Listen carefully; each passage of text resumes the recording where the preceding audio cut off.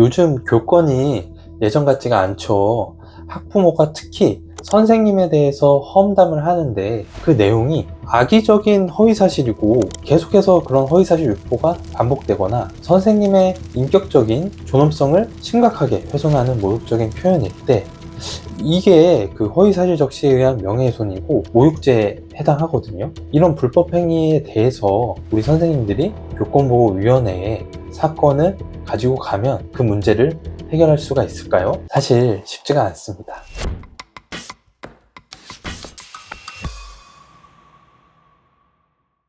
교권에 대한 인식이 예전 같지 않은 지금은 사실 선생님에 대한 어떤 불법적인 행위가 있을 때 당장의 교권 침해를 막아내고 상대방으로부터 진심 어린 사죄와 피해 회복을 위한 노력을 이끌어낼 수 있는 유일한 방법은 고소밖에 없는데요. 제가 그래서 우리 선생님들을 위해서 당장 추가적인 피해를 막아내고 상대방에게 정당한 책임을 물릴 수 있는 형사 고소에 관해서 도움되는 내용을 준비했는데요. 대한변호사협회에 등록된 형사전문 변호사로서 제가 다양한 사건을 수행하면서 쌓은 노하우를 잘 녹여서 준비했기 때문에 혹시라도 지금 교권이 심각하게 침해당한 선생님이 계시다면 꼭 끝까지 내용을 보시고 선생님의 교권과 인격권 꼭 지키세요. 저는 친절한 형사전문 변호사입니다.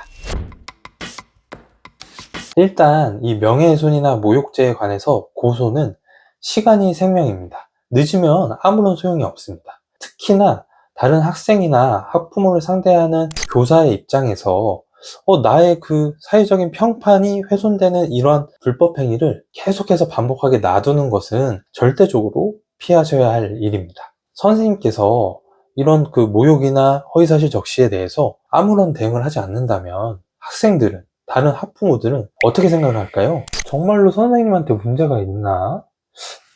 저런 모욕적인 말을 들을 만한 짓을 했나? 이렇게 생각하는 사람들이 늘어나고 선생님의 사회적인 평판이 순식간에 깡그리 무너지게 됩니다.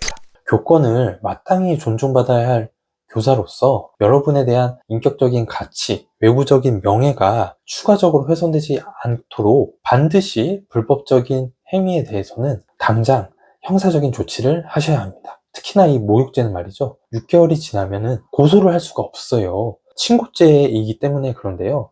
형사소송법상 이 모욕죄 같은 친고죄는 6개월이 지나면은 절대로 고소를 할 수가 없다. 상대방이 선생님에 대해서 아무리 욕설을 하고 심각하게 인격적으로 명예를 훼손하는 모욕적인 표현을 했다고 하더라도 선생님께서 6개월 동안 고민하고 그 시기를 놓쳐버리면 더 이상 상대방이 아무런 처벌을 받지도 않게 되고 선생님에게 당연히 사과할 필요도 없어지게 되는 것이다. 기억하세요.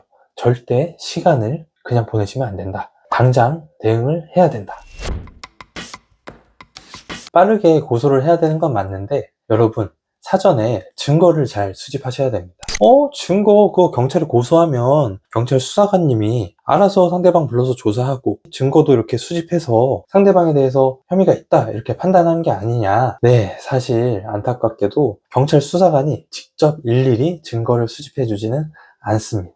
여러분이 만약에 아무런 증거도 없이 고소장을 접수한다면 고소장 접수 때부터 이거 증거 없어서 수사를 진행하기가 어렵습니다 이렇게 고소가 반려되거나 아니면 뭐 고소장이 접수됐다고 하더라도 오랜 기간 이제 수사가 진행된 다음에 증거 불충분, 혐의 없음으로 상대방에 대해서 불송치 처분이 나오게 됩니다. 그러면 증거를 어떤 걸 모아야 되느냐. 예를 들면 상대방이 학부모들이 있는 단톡방에서 선생님에 대해서 허위사실을 유포하고 모욕적인 표현을 했다. 그러면 상대방이 선생님에 대해서 모욕적인 표현을 한 그 카카오톡 메시지 내용을 캡처한 화면을 증거자료로 우리가 제출할 수 있습니다.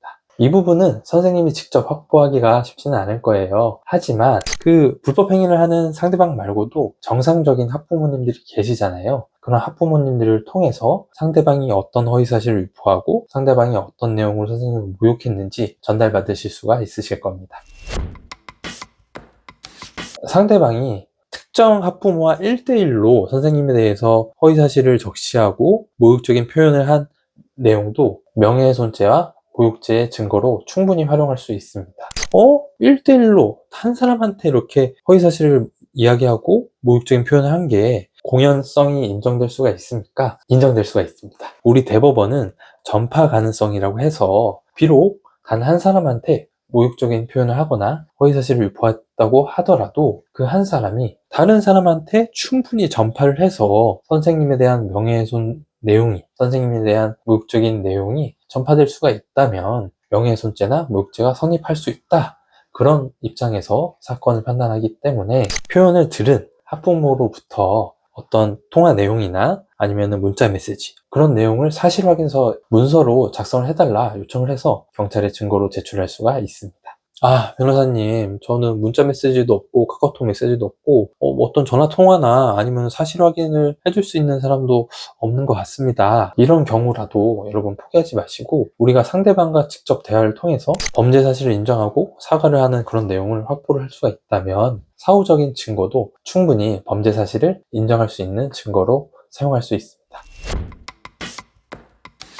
상대방의 그 허위사실 유포와 그 모욕적인 표현에 대해서 입증할 수 있는 증거 자료를 우리가 준비를 했다. 그 다음은 허위사실 적시에 의한 명예훼손으로 상대방을 고소한다면 왜 상대방이 말하고 다닌 내용이 허위사실에 해당하는지, 상대방을 모욕죄로 고소한다면 상대방이 나에 대해서 말한 내용이 어떤 부분에서 나의 인격적인 가치를 훼손시키고 나에 대해서 외부적인 명예를 떨어뜨리는 모욕적인 표현에 해당하는지를 법리적으로 수사관을 설득시킬 수 있을 정도로 내용을 준비를 하셔야 합니다. 특히 우리가 지금 처한 상황과 유사한 사안에 대해서 법원이 유죄로 인정한 판결을 찾아서 첨부 자료로 제출하면 경찰 수사관을 설득하는데 더 도움이 될 수 있습니다.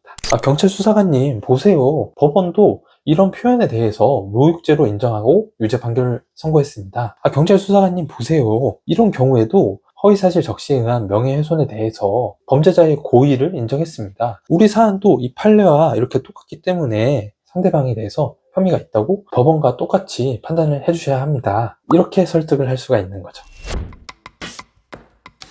오늘은 선생님들의 소중한 인격관과 사회적인 명예를 지키실 수 있도록 명예훼손과 모욕에 대해서 고소할 때 꼭 필요한 전략에 대해서 말씀을 드렸는데요. 한 가지 더 팁을 드리자면 여러분이 이렇게 고소를 하실 때 내가 상대방의 모욕 때문에 정신적으로 심각하게 피해를 입어서 정신과 진료를 받고 있다. 심리 상담을 받고 있다. 스트레스가 너무 심해서 휴직을 했다. 그런 피해 사실들을 구체적으로 입증할 수 있는 자료도 함께 준비하시면 좋겠습니다. 제가 예전에 맡았던 사건도 한 선생님이 학부모로부터 지속적으로 허위사실 적시에 의한 명예훼손 피해를 입으셨고 추가로 모욕적인 표현도 당해서 그 정신적인 피해가 상당히 크셨던 그런 사안이 있는데요. 교권보호위원회로 가더라도 상대방에 대해서 처벌이 이루어지지가 않고 선생님에 대해서 피해 보상도 교권보호위원회에서 해줄 수가 없는 거죠. 결국 저와 함께 상대방에 대해서 형사적으로 고소를 한 다음에서야 선생님에 대해서 사과를 하고 허위사실 유포를 멈추고 모욕적인 험담도 멈출 수가 있었습니다.